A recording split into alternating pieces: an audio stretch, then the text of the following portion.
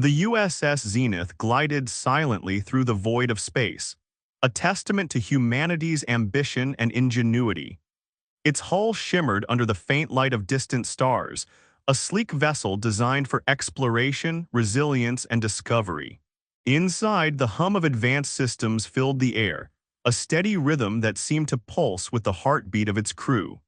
Captain Elias Carter stood at the helm, his eyes fixed on the vast expanse ahead. He was a man of quiet confidence, his presence commanding respect without the need for words.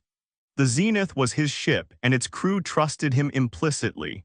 Around him, the bridge buzzed with activity as specialists monitored screens and adjusted controls, their faces tense with anticipation.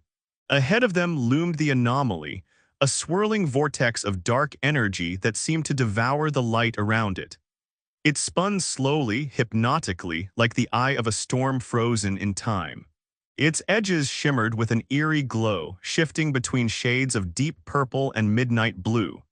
Lightning crackled within its depths, but this was no ordinary lightning. It twisted and bent unnaturally, defying the laws of physics. The crew felt its presence long before they reached it. It wasn't just visible, it was palpable, like an unseen force pressing against their minds. Conversations grew quieter, movements more deliberate, as if the vortex demanded reverence. "Captain," a voice broke the silence. It was Lieutenant Myra Hayes, the Zenith's chief navigator. Her voice carried a note of unease, though she tried to mask it with professionalism. "Energy readings are escalating. The anomaly's gravitational field is unstable, it's pulling at space itself." Carter nodded, his gaze unwavering. "Maintain course, Lieutenant, we're here to find answers." The crew exchanged glances, their unease mirrored in each other's eyes. They had all volunteered for this mission, knowing the risks. Yet, as the Zenith drew closer to the anomaly, even the most hardened among them couldn't suppress the shiver that ran down their spines. The vortex grew larger in the viewports, its swirling depths now filling their vision. It was beautiful in its chaos, captivating and terrifying all at once.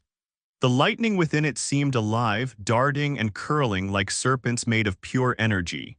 Occasionally, bursts of light would erupt from the center, illuminating the surrounding darkness with a brilliance that was almost blinding. "Captain," Myra's voice came again, softer this time, "I've never seen anything like this. It's unnatural." Carter finally turned to her, his expression calm but firm. "That's why we're here, to understand the unknown, to face it." The crew felt the weight of his words. They were explorers, pioneers, and scientists bound by a shared purpose: to push the boundaries of human knowledge. Yet, as the Zenith edged closer to the anomaly, many couldn't shake the feeling that they were approaching something that didn't want to be understood. "Captain," another voice called out from the science station. It was Dr. Adrian Voss, the ship's lead physicist. His tone was urgent, his eyes fixed on his monitors. "The energy readings are spiking. It's not just pulling at space, it's warping it, distorting time even. We're seeing fluctuations that shouldn't be possible." Carter moved to stand beside him, peering at the chaotic data displayed on the screen. The numbers and graphs were incomprehensible to him, but the fear in Voss's eyes spoke volumes. "Well, what does it mean?" Voss hesitated, his voice dropping to a whisper. "It means we're dealing with something beyond our understanding, something alive." The word hung in the air, heavy and foreboding. The crew exchanged uneasy glances, the hum of the ship suddenly feeling louder in the silence that followed. "Captain," Myra's voice rang out sharply, breaking the moment. "We're entering the anomaly's outer field. Gravitational distortions are increasing. We need to adjust our trajectory or risk being pulled in." Carter's jaw tightened, his mind racing. "Hold course, reduce speed and prepare to stabilize the ship. We need to get close enough to study it." "Yes, sir," Myra replied, though her hands trembled slightly as she adjusted the controls. The Zenith slowed as it approached the vortex, its engines straining against the gravitational forces. The ship's shields shimmered faintly, struggling to repel the invisible pull of the anomaly. The crew braced themselves, gripping their stations as the ship began to shudder. Through the viewport, the vortex seemed to grow impossibly large, its depth stretching into infinity. The lightning inside it flared brighter, casting strange shadows across the bridge. The air felt heavier, charged with an energy that made the hair on the back of their necks stand on end. "Captain," Voss said quietly, his voice trembling. "I don't think this is just a phenomenon. I think it's watching us." Carter turned to him, his expression unreadable. For the first time, he felt a flicker of doubt, but he buried it deep, refusing to let it show. "Then let's make sure we're worth watching." The crew held their breath as the zenith edged closer to the swirling abyss. They were explorers, yes, but in that moment, they felt more like intruders, daring to step into a realm that wasn't meant for them. And the vortex, in its silent, ominous dance, seemed to welcome them. Or perhaps it was waiting. The USS Zenith trembled as it crossed the threshold of the swirling vortex. For a moment, there was nothing, no sound, no light, no sensation. It was as if the ship had been swallowed whole by the abyss, suspended in a void where time and space ceased to exist. Then suddenly, reality returned, but it was no longer the reality they knew. Through the viewports, the crew gazed in silent awe at the dimension that stretched out before them. It was a place of impossible beauty and haunting strangeness. The stars were no longer pinpricks of light scattered across a black canvas. They were massive, glowing orbs that pulsed and shifted like living beings. Their colors were unnatural, golden green, fiery violet, shimmering silver, and they cast an ethereal glow that bathed everything in a dreamlike haze. The space around the zenith rippled like water disturbed by an unseen hand. Shapes and patterns emerged in the darkness, only to dissolve and reform elsewhere. It was as though the dimension itself was alive, constantly shifting and rearranging itself, defying any attempt to comprehend its nature. "Captain," Lieutenant Myra Hayes whispered, her voice trembling, "this isn't space, this is anywhere." Captain Elias Carter stood motionless, his eyes fixed on the surreal landscape.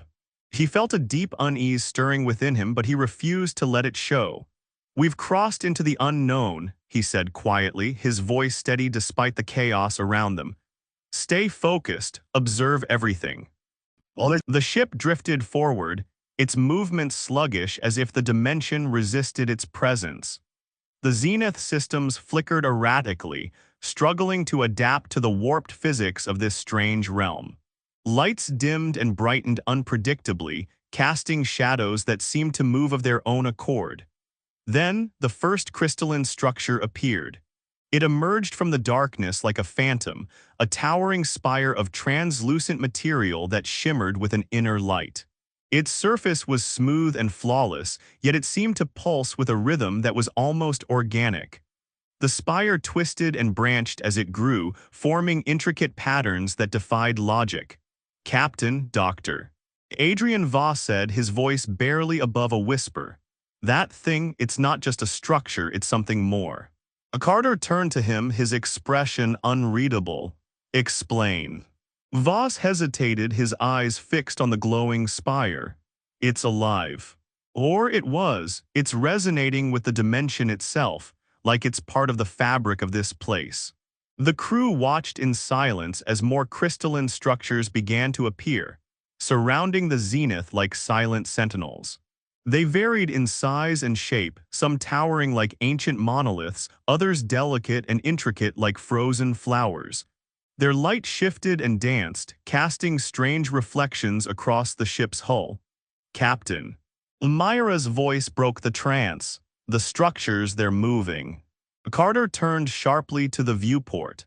The crystalline spires were indeed shifting, their branches extending and curling toward the zenith. They moved with deliberate grace as though drawn to the ship's presence. Before anyone could react, one of the smaller structures made contact with the zenith's hull. There was no sound, no impact, just a faint ripple that spread across the ship's surface. Then the structure began to merge with the zenith, its glowing material flowing like liquid metal into the ship's systems.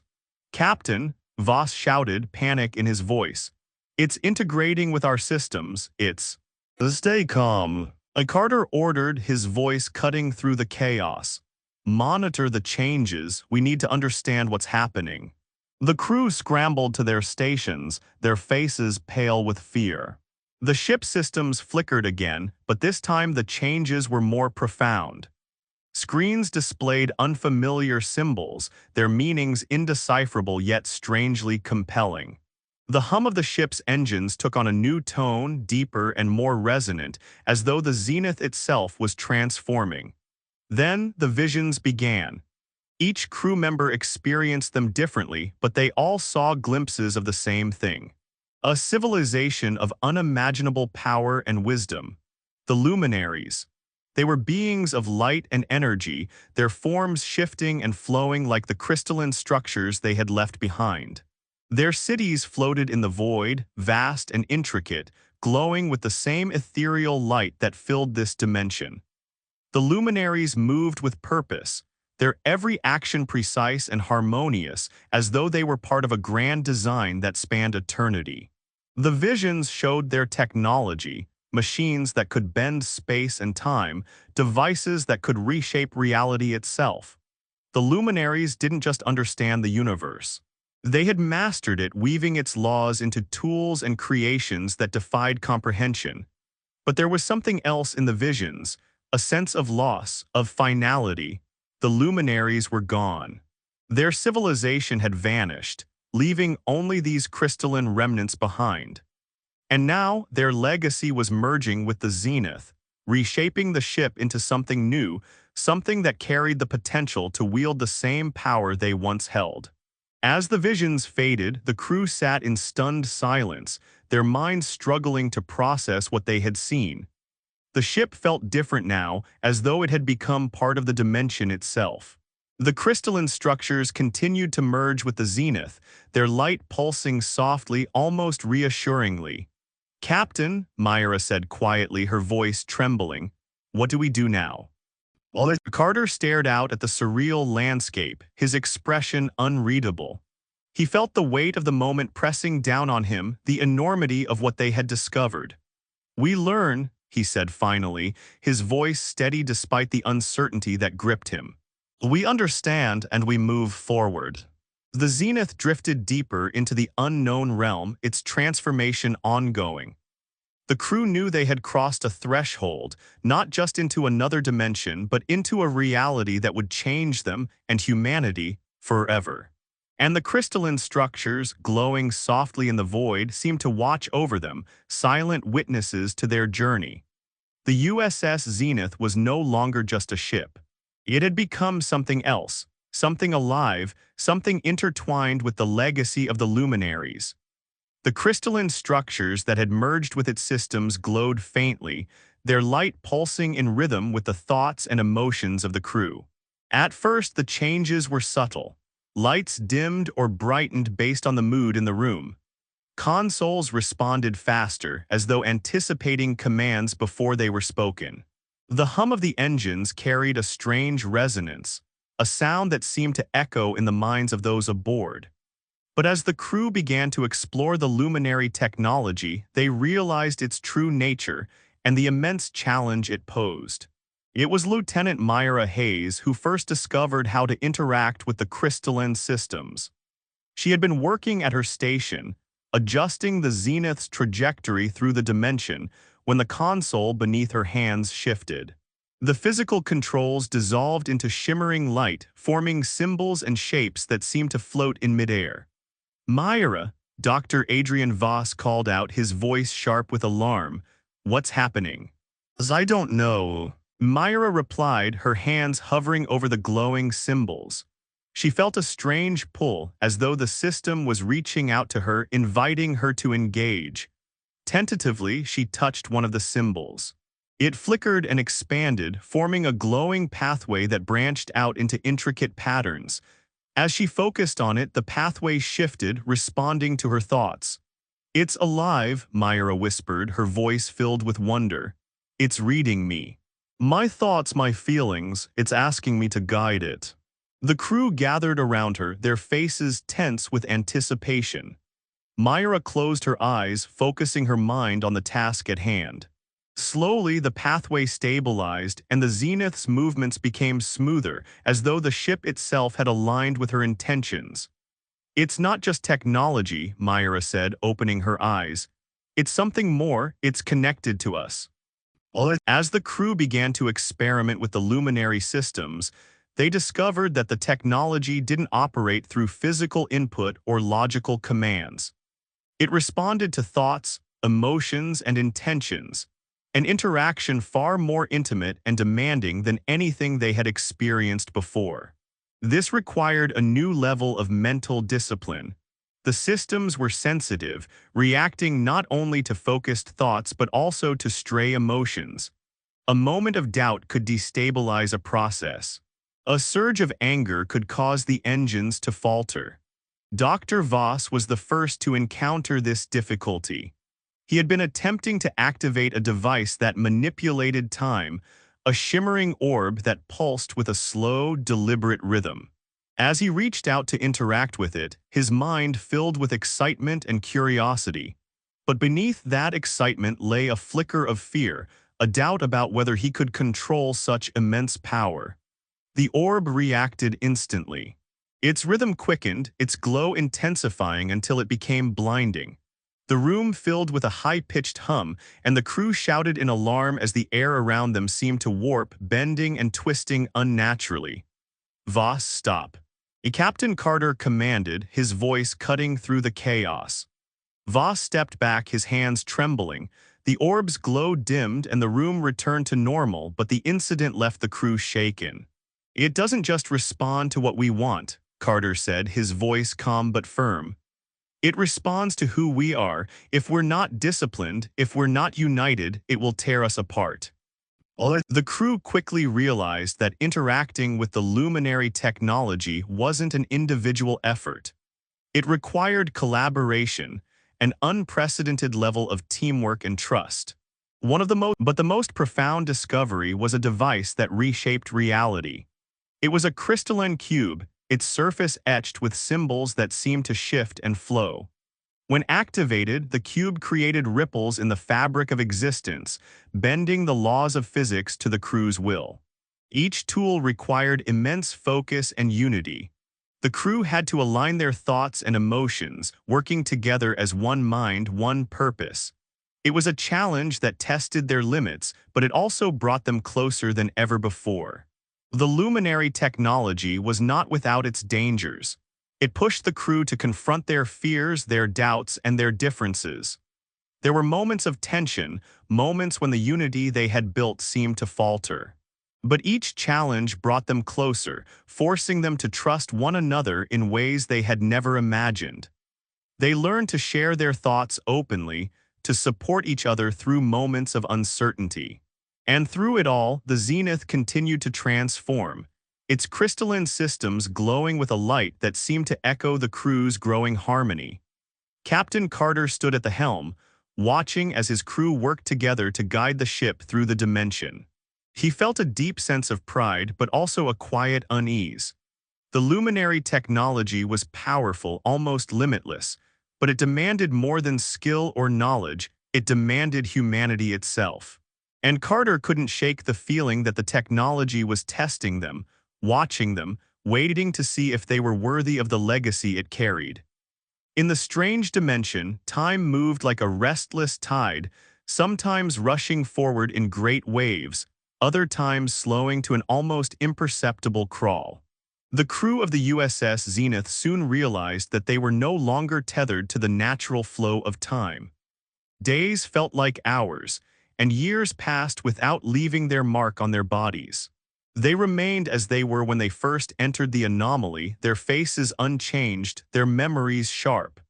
But the weight of time was not entirely absent. It pressed upon their minds, an invisible burden that grew heavier with each passing moment. The crew kept themselves busy, exploring the mysteries of the luminary technology and adapting to their new reality, but the longing for home lingered in every corner of the ship. Captain Elias Carter, ever the steadfast leader, carried the heaviest burden of all. He watched over his crew with quiet determination, his resolve unshaken even as the years stretched on. Yet in the solitude of his quarters, he often found himself staring out into the shimmering void, wondering if they would ever see their universe again. It was Myra Hayes who first proposed the idea of building a gateway. She had been studying the luminary devices with Dr. Adrian Voss, piecing together fragments of knowledge left behind by the ancient civilization. One evening, as the two of them worked in the dim glow of the crystalline systems, Myra's voice broke the silence. "What if we could go home?" she said, her eyes bright with a mixture of hope and fear. Voss looked up from his work, his brow furrowed. "Home, Myra, we don't even understand half of this technology." "How could we possibly?" "We don't need to understand all of it," Myra interrupted, her voice firm. "We just need to understand enough. The luminaries had the power to reshape reality to bridge dimensions. If they could do it, so can we." Voss hesitated, his gaze drifting to the glowing symbols etched into the crystalline console. He could feel the hum of the ship beneath his feet, a constant reminder of the alien power that now coursed through its systems. "It's a risk," he said finally, "but it might be our only chance." When Myra and Voss presented their idea to Captain Carter, he listened in silence, his expression unreadable. The crew gathered in the central chamber, their faces illuminated by the soft glow of the crystalline structures. "This is not just about going home," Carter said after a long pause. His voice was calm, but there was an edge of steel beneath it. "This is about survival. We've been here for years, and this dimension is changing us. I can feel it. We need to leave before it consumes us completely." The crew nodded in agreement, their resolve hardening.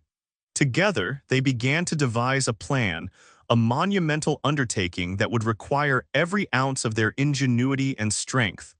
The luminary technology became their greatest ally. The crew worked tirelessly to decipher its secrets, combining it with their own knowledge to construct the gateway. It was a task that demanded precision, creativity, and above all, unity. The gateway itself was a marvel of both human and alien design. It took shape in the heart of the zenith, a massive crystalline arch that pulsed with an otherworldly light.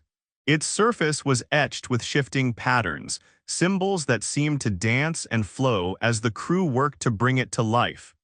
As the gateway neared completion, the tension aboard the Zenith grew palpable. The crew knew that activating the portal would be their greatest challenge yet. The luminary technology was unpredictable, and the risk of failure loomed over them like a shadow. Captain Carter stood before the gateway, his gaze fixed on the shimmering arch. He could feel the weight of his crew's hopes resting on his shoulders, but he refused to let it crush him. "We've come this far," he said, his voice steady. "We've faced the unknown and survived. We will find our way home together." The crew took their positions, their minds and emotions aligned as one. The gateway responded to their collective focus, its light intensifying until it filled the chamber with a blinding brilliance. For a moment there was silence. Then the air around the gateway began to ripple, and a swirling vortex of light and energy appeared within the arch. The portal was open. The Zenith passed through the gateway in a burst of light, emerging into a universe that was at once familiar and alien. The crew stared out of the viewports in stunned silence, their eyes wide with disbelief. They were home, or so it seemed. The stars were the same, the constellations unchanged, but the space around them was filled with massive ships, each one bearing the markings of an alien alliance. This isn't right," Myra whispered, her voice trembling. The ship's sensors came alive, displaying data that confirmed their worst fears. They were in the heart of Coalition space, a vast and powerful alliance of alien species that now dominated the galaxy. Captain Carter's jaw tightened as he took in the sight before him. The Coalition ships were unlike anything he had ever seen, their designs sleek and imposing, their presence a stark reminder of how much had changed in their absence. "We're not in the past," Voss said quietly, "we're in the future." The realization hit the crew like a tidal wave. While they had been lost in the dimension, time had continued to flow in their universe. The galaxy they had known was gone, replaced by a new order that they could barely comprehend. As the Coalition ships moved to intercept the Zenith, Captain Carter stood tall, his gaze unwavering. He knew that their journey was far from over. They had escaped the strange dimension, but now they faced an even greater challenge, finding their place in a galaxy that no longer remembered them. "We've come through the unknown," Carter said, his voice filled with quiet determination, "and we will face whatever comes next, together." The crew nodded, their fear tempered by the bond they had forged during their years in the anomaly. They were no longer just explorers. They were survivors, united by a shared journey that had transformed them in ways they were only beginning to understand. And as the Coalition ships surrounded them, the Zenith's crystalline systems pulsed faintly, as though echoing the crew's resolve. The legacy of the luminaries was now their own, a beacon of hope in a galaxy that had forgotten its past. "Would you like me to expand further on the crew's interaction with the Coalition or delve deeper into the consequences of their return to this changed galaxy?" The Zenith drifted silently in the heart of Coalition space, its crystalline hull shimmering faintly against the backdrop of an alien galaxy. Surrounding it, the Coalition fleet loomed like predators circling their prey. Their ships were massive, their sleek designs bristling with weapons that glowed ominously in the dark void. Captain Elias Carter stood on the bridge, his face calm but his eyes sharp. The tension in the room was suffocating, every crew member frozen in anticipation as the Coalition's message echoed through the ship's communication systems. "Unknown vessel," the voice was cold, mechanical, and devoid of emotion. "You have entered restricted territory. Surrender immediately or face annihilation." The weight of the ultimatum hung heavy in the air. Myra Hayes glanced at Carter, her hands trembling slightly as she clutched the edge of her console. "Captain, they're not giving us a choice." Carter's gaze remained fixed on the Coalition ships. He could feel the fear of his crew, the uncertainty that lingered in their minds. But he also felt something deeper, an unyielding resolve, a spark of defiance that had been forged in the years they had spent surviving the unknown. "We're not surrendering," Carter said, his voice steady and clear. "We came in peace and we will live in peace, but we will not bow to threats." The Coalition did not wait for further negotiation. Without warning, their ships opened fire, unleashing streams of energy that streaked through the void like fiery arrows. The Zenith shook violently as the blast struck its shields, the crystalline systems glowing brighter as they absorbed the impact. "Shields holding," Myra shouted, her voice strained as she worked to stabilize the ship. But the Coalition's assault was relentless. Their weapons were advanced, designed to overwhelm even the most resilient defenses. The crew could feel the pressure mounting, the odds stacked against them. "We can't take this much longer, Doctor." Adrian Voss called out, his voice tight with urgency. Carter's jaw tightened as he turned to Myra. "Activate the phasing system," he ordered. Myra hesitated for only a moment before nodding. Her hands moved swiftly over the console, her focus unwavering despite the chaos around her. The crystalline systems pulsed with a brilliant light, and the Zenith began to shift. The Zenith vanished from the Coalition's sensors, its form dissolving into a haze of shimmering energy. For an instant, it was as though the ship had ceased to exist. Then it reappeared, miles away, hovering just outside the range of the Coalition's weapons. The crew gasped in awe, their fear momentarily replaced by wonder. The phasing system had worked, bending the fabric of reality to move the Zenith beyond the reach of its attackers. But the Coalition was relentless. Their ships adjusted their positions, closing the distance with unnerving precision. "They're tracking us," Myra said, her voice filled with dread. "They're adapting." Carter's gaze hardened. "Then we'll show them what we've learned." The Zenith's crystalline systems flared to life, their light casting eerie shadows across the bridge. The crew focused their minds, their thoughts and emotions aligning as they prepared to wield the ship's newfound power. The Coalition ships fired again, their weapons blazing with destructive energy. But the Zenith did not evade this time. Instead, it reached out, its reality-bending capabilities weaving through the fabric of existence like threads in a tapestry. The nearest Coalition ship froze mid-attack, its weapons locked in place as time itself seemed to halt around it. The crew aboard the Zenith watched in stunned silence as the ship was trapped in a temporal loop, its movements repeating endlessly like a scene caught in rewind. Another Coalition vessel vanished, its form dissolving into shimmering light. When it reappeared, it was no longer in their dimension. The Zenith had shifted it into an alternate reality, a place untouched by the conflict. Despite their power, the crew of the Zenith was careful not to harm their attackers. Each action was deliberate, designed to neutralize the threat without causing destruction. "We're not killers," Carter said firmly, his voice carrying through the bridge. "We're explorers, survivors. We will defend ourselves, but we will not become monsters." The crew nodded in agreement, their resolve unshaken. Together, they worked to outmaneuver the Coalition fleet, their minds and emotions guiding the ship's crystalline systems with precision and care. The Coalition ships faltered, their attacks growing less frequent as they struggled to comprehend the Zenith's abilities. The crew could see the confusion in their movements, the hesitation that came with facing a force they could not understand. As the Zenith phased out of the Coalition's reach once more, Carter stood before the central console, his expression thoughtful.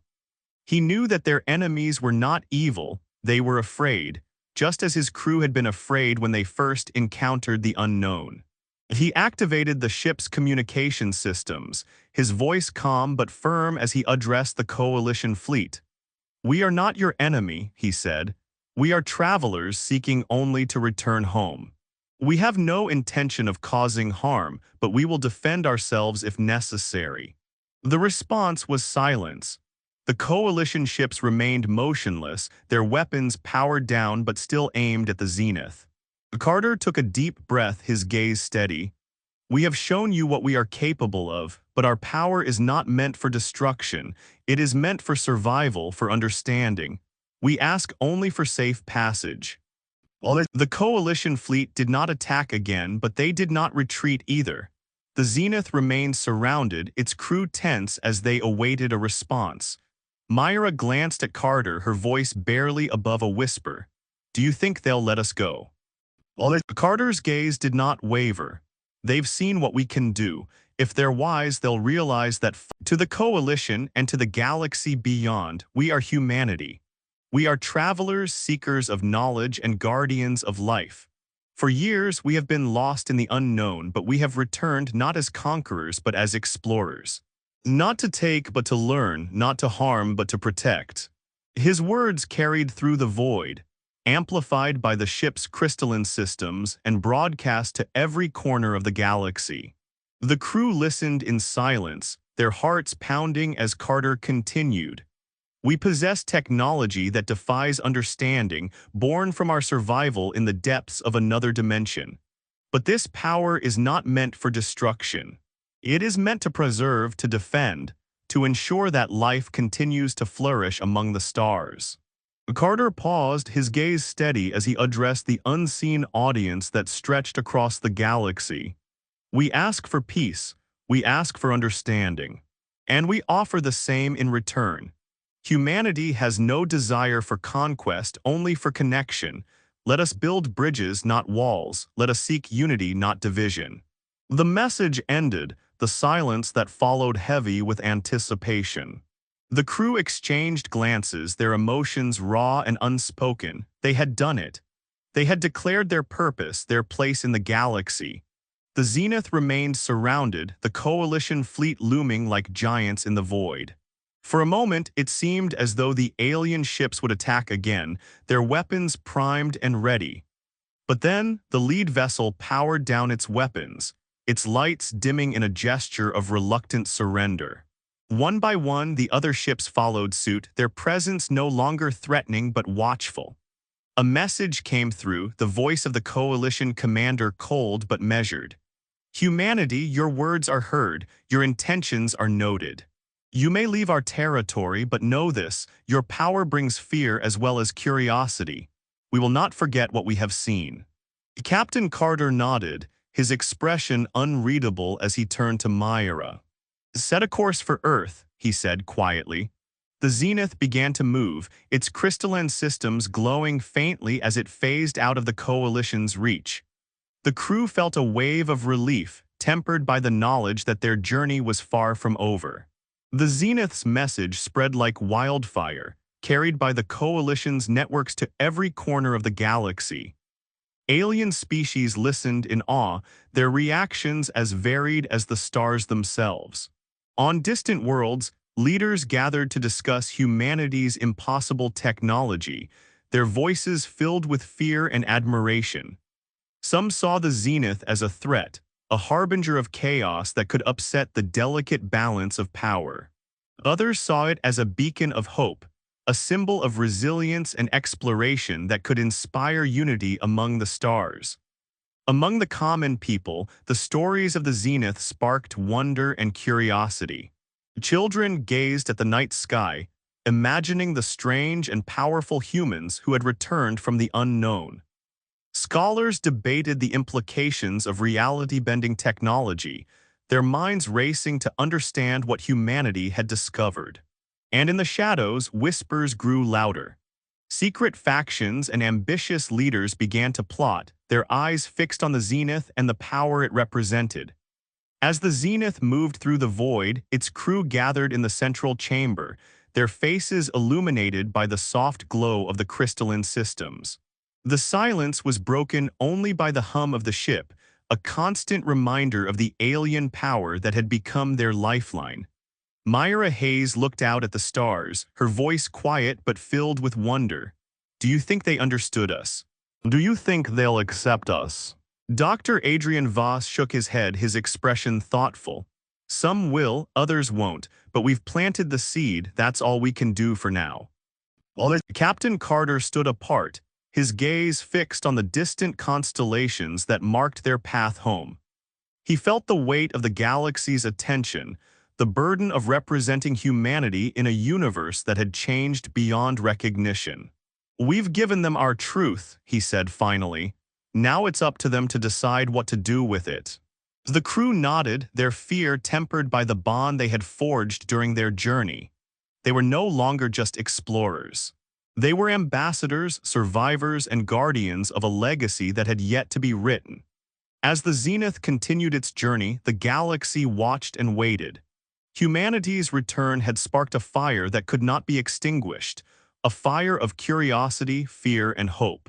And as the ship's crystalline systems pulsed faintly, the crew knew that their story was far from over. They had declared their purpose, but the galaxy was vast and its mysteries endless. The Zenith descended from the heavens like a myth reborn, its crystalline hull shimmering against the pale blue sky of Earth. For years, the planet had waited, its people holding their collective breath for the return of their lost explorers. Now, as the ship touched down, its alien aura casting faint rainbows across the horizon, humanity knew that something profound had changed. Captain Elias Carter stepped onto the soil, his boots sinking slightly into the damp earth. Around him, his crew followed, their faces etched with wonder and exhaustion. The air smelled of home, familiar, grounding, but the world they had returned to was no longer the same. They carried with them knowledge that could reshape existence itself. Crowds gathered, their voices hushed as they gazed upon the Zenith and the crew who had braved the unknown. Children clutched their parents' hands, their eyes wide with curiosity. Scientists and leaders pushed to the front, their minds racing with questions. But Carter did not speak immediately. He let the moment settle, let the gravity of their return sink into the hearts of every soul present. Finally, he raised his voice, steady and unwavering. We have seen the impossible. We have touched the fabric of reality and learned its secrets. And now we bring this knowledge to you not as conquerors but as teachers. Not to dominate but to guide. Humanity has ascended, and together we will reach heights we once believed unattainable. Within months, Earth transformed into a hub of innovation and wonder. The Zenith's crew established the ** Luminary Institute for Impossible Sciences ***, a place where the boundaries of knowledge were pushed beyond imagination. The institute itself was a marvel, built with crystalline structures that refracted light in mesmerizing patterns. Its halls seemed alive, the walls shifting subtly as if responding to the thoughts of those within. Scientists, engineers, philosophers, and dreamers flocked to its doors, eager to learn from the crew who had returned from the edge of existence. Myra Hayes became one of the Institute's leading mentors, her passion igniting the minds of young prodigies. She taught them not just the mechanics of reality-bending technology, but the philosophy behind it, the responsibility, the care, the balance required to wield such power. Dr. Adrian Voss delved deeper into the mysteries of the ancient technology, uncovering ways to heal the planet itself. Under his guidance, Earth's ecosystems began to recover, deserts blooming with life and polluted oceans purifying themselves. And Captain Carter, though often away on new missions, remained the Institute's guiding light. His speeches inspired countless individuals, his words reminding humanity that their greatest strength was not their technology, but their spirit, the unyielding drive to rise above adversity and create something beautiful. The phrase human ascension became a rallying cry, a symbol of hope and ambition. It was whispered in the halls of the Luminary Institute, painted on murals across cities, and etched into the hearts of those who dared to dream. Earth began building a new fleet of ships, each one imbued with the reality-bending capabilities of the Zenith. These vessels were not weapons of war. They were tools of exploration and problem-solving, designed to bring light to the darkest corners of the galaxy. The first fleet was named the Ascendance Asterisk, their names reflecting humanity's new ethos. Hope *, Unity *, Resolve *, Vision *, and Eternity. As they launched into the stars, the world watched with bated breath, knowing that these ships carried not just technology, but the essence of humanity's evolution. The galaxy was vast, its beauty matched only by its chaos. Worlds torn apart by conflict, civilizations teetering on the brink of collapse, ecosystems poisoned by greed. This was the reality humanity stepped into. But where others saw despair, humanity saw opportunity. Captain Carter led the charge, his fleet moving like whispers through the void. On a war-torn planet, the ship Unity arrived, its crew stepping into the fray not with weapons, but with solutions. They rewrote the battlefield, bending reality to disarm armies and heal the wounded. The planet's leaders, once bitter enemies, stood together in awe, their hatred dissolved by the impossible. On a dying world, the ship * Hope descended, its crystalline systems weaving through the atmosphere to cleanse the toxins that had suffocated its life. The planet's skies turned from sickly gray to vibrant blue, its people weeping as they watched their home come alive again. And on a forgotten moon, where ancient ruins whispered of civilizations long gone, the ship Vision uncovered secrets that united the galaxy's species. The knowledge of shared ancestry, of interconnected destinies, spread like wildfire, sparking alliances where there had once been division. Captain Carter became a legend, his name spoken with reverence across the galaxy. But he remained humble, his focus always on the mission, on the people he served. During one mission, a young alien leader approached him, her eyes filled with both fear and admiration. "Why do you do this?" she asked. "You could rule the galaxy with your power. Why choose peace?" Carter's gaze softened, his voice quiet but firm. Because power without purpose is meaningless. Humanity has faced the abyss and we've learned that survival is not enough. We must create, we must heal, we must inspire, that is our purpose. His words resonated, spreading like ripples through the galaxy. Humanity's influence was not just technological, it was emotional, spiritual. They brought hope to the hopeless, solutions to the impossible, and unity to the divided. Not all species welcomed humanity's rise. Some feared their power, seeing it as a threat to the delicate balance of the galaxy. Secret factions plotted in the shadows, their envy and mistrust growing with each act of human intervention. But others embraced humanity's presence, their admiration outweighing their fear. Alliances were formed, treaties signed, and friendships forged. The galaxy began to change, its conflicts slowly giving way to cooperation. On distant worlds, children dreamed of joining the Luminary Institute, their imaginations sparked by stories of the Zenith and its crew. Artists painted murals of humanity's ships, their work capturing the blend of alien technology and human spirit. And in the darkest corners of the galaxy, where despair had once ruled, humanity's light began to shine.